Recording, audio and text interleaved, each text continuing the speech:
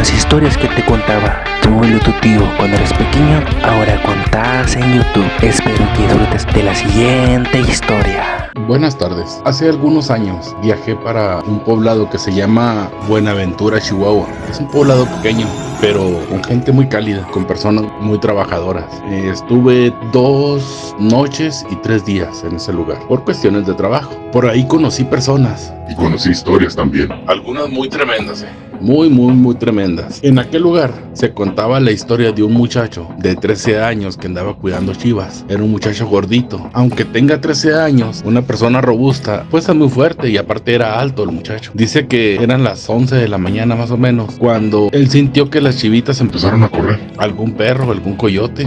El muchacho se preparó. Muy bueno para la piedra, muy bueno. Y con las manotas que tenía siempre agarraba piedras grandes. Dice que lo primero que vio fue un puma. Un puma grande. El motivo de la alerta con las chivas era ese puma. Las quiso atacar, pero él se atravesó. El puma lo intentó atacar y él le dio unas pedradas en la cabeza. Pero piedra grande. Le puso 2 pedradas en la cabeza. Como quiera, el puma sí lo atacó, lo tiró y con la garra le rasguñó la cara y le quitó todo el cachete de un lado, toda la mejilla. Se le corrió para un lado, le andaba colgando. El muchacho se levantó como pudo y lo agarró a pedradas y acabó con aquel animal. Pero vuelvo a repetir que eran piedras grandes. Me tocó convivir con una persona a la cual hice un trabajo por allá. Él comentaba que tenía 20 hectáreas de alfalfa. Él mismo era el regador, él mismo era el tractorista, hacía todos los trabajos. No había necesidad de pagarle a nadie más. Las tierras esas las estaba rentando. Él tenía otras tierras por otro lado. Pero platica que cuando tenía que regar, el presón lo cerraban a las 7 de la tarde. Y él iba y lo cerraba y dejaba el pozo toda la noche trabajando. Y volvió a ir como a las 6, 7 de la mañana y ya le abría el presón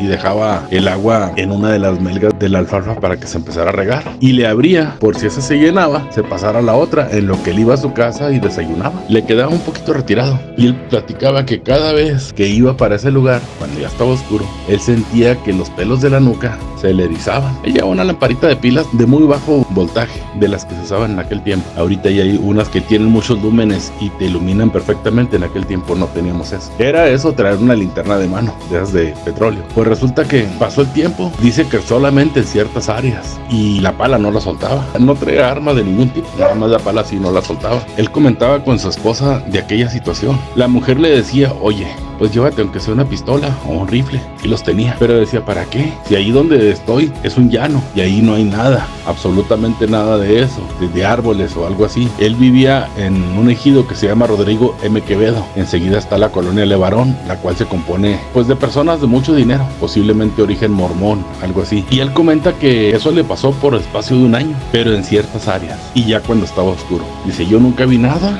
iluminaba con la lámpara y nunca vi nada, pero sí me daba miedo. Dice, la pala nunca la solté. ¿Por qué? Por aquello de que pudiera ver algo. Pues así pasó el tiempo, mi amigo. Pasó un año y nada más cuando iba a regar. Cuando iba con el tractor a cortar la alfalfa, pues la cortaba temprano. Pero arriba del tractor nunca vio nada, nunca sintió nada. Era nada más cuando iba a regar. Y cuando iba en el tractor, cuando era tempranito, él se fijaba a ver si había algo, algún animal o algo. Y él definitivamente dijo, son mis nervios los que me están traicionando. Por tal motivo, pues no había nada de qué alarmarse. No era nervioso, pero ya ves cómo son las cosas. Si te gana el miedo, ves lo que no existe. En una ocasión, andando por ahí, los famosos Levarón, enseguida vieron un animal en la noche. Y lo vieron porque había luna, lo vieron pasar y era un gato enorme, color negro. No dijeron nada, o sea, no hicieron público eso. Se quedó en la comunidad. Pero un animal grande, un felino grande, de cualquier especie que sea, cerquita de las casas, puede comerse un niño y un adulto. La razón por la que ellos no decían nada era precisamente porque ellos querían darle caza. Lo puedes hacer público, pero la mayoría de la gente lo único que va a hacer es espantarlo. Pero el peligro va a estar constante. Por buen tiempo lo anduvieron buscando y se les perdió. Lo llegaron a ver varias ocasiones, pero inclusive una de día que se dieron cuenta. Era una pantera. Pero una pantera grande. Posiblemente cría de jaguar. Tanto el leopardo como el jaguar pueden ser considerados panteras cuando son negros, pero este posiblemente sea un jaguar por el tipo de físico que tenía. Mucho más alto y más robusto que un puma. Llegó el momento que este hombre se dio cuenta. Como quiera que sea, le llegaron con el chisme y dice que ya no andaba tranquilo, ya no se iba tranquilo al monte. Y por fin uno de los Levarón pudo acabar con aquella bestia. Una pantera muy grande de aproximadamente unos 90 kilos de peso. A él le tocó verla y dice que se asustó y le les preguntó que qué agresivas eran. Le dicen, mira, esta es mucho más agresiva que cualquier puma, y más por el color. En el día a lo mejor sí la puedes ver, pero en la noche no la puedes ver, puede estar junto a ti, y mientras no le ilumines los ojos, Tú no la vas a ver. esta te come. Pues ya iba un poquito más tranquilo, pero volvió a sentir aquella presencia, volvió a sentir aquello, y ya no aguantó. Hoy se trajo un arma, ya andaba armado. Dice que sí estuvo por espacio de unos 3 meses, pero él fue y les avisó a los de varón, oiga,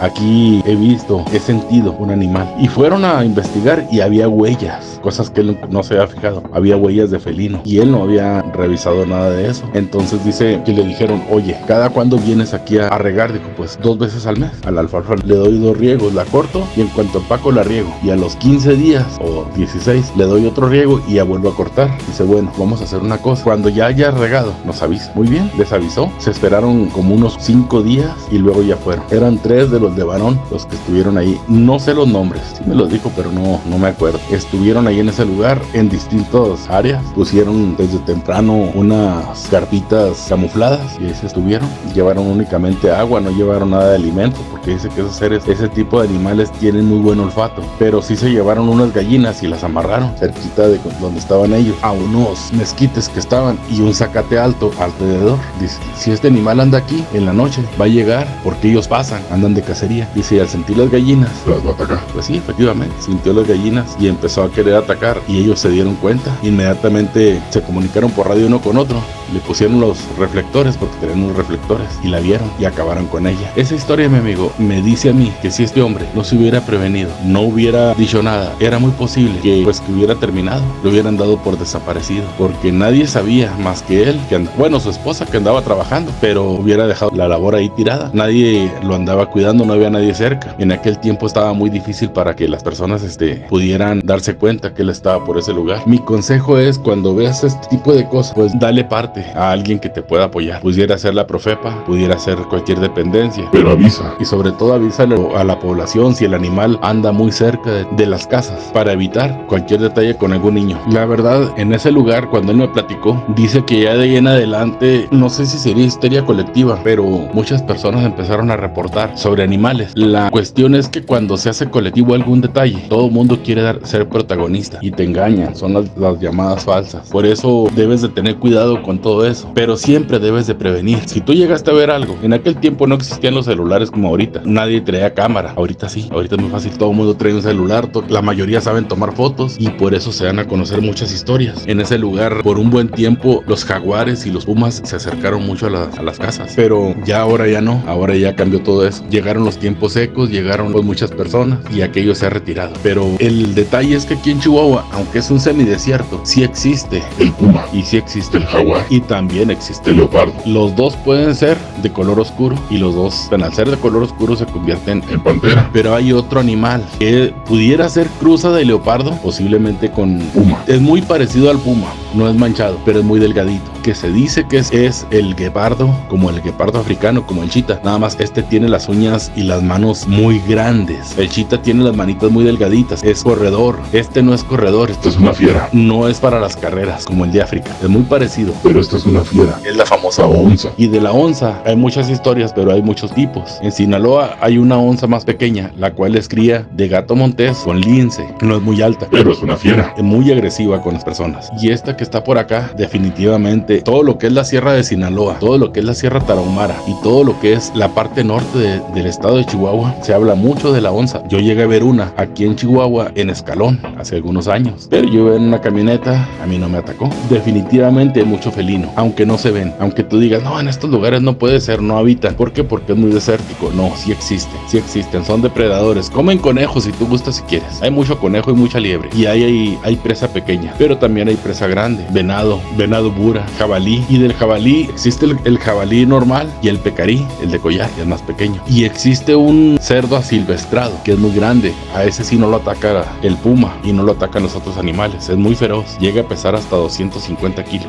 es grandísimo. Ese lo trajeron algunas personas de otro país aquí a San Diego de Alcalá, porque había mucha víbora de cascabel. Es un marrano trompudo, de los que le llaman corrientes, que no traen mucha manteca, y era exageradamente agresivo con las serpientes, las acababa. Los metían salían en la noche a su corral y en el día los sacaban a pastar. Se les empezaron a ir hasta que se hicieron asilvestrados y ahorita se cruzan con todo tipo de entre ellos, con varias especies de jabalí, y pues son altamente agresivos. También esos pueden atacar a una persona que esté regando. El regador anda regando cuando le toca hacerlo en la noche, pero pues llega y se sienta, y si siente que va a durar buen tiempo el agua, pues va y se duerme un ratito en la camioneta. Pero hay veces que no llevan camioneta, que se quedan a la intemperie, y es cuando corren peligro. Y hasta aquí termina mi relato.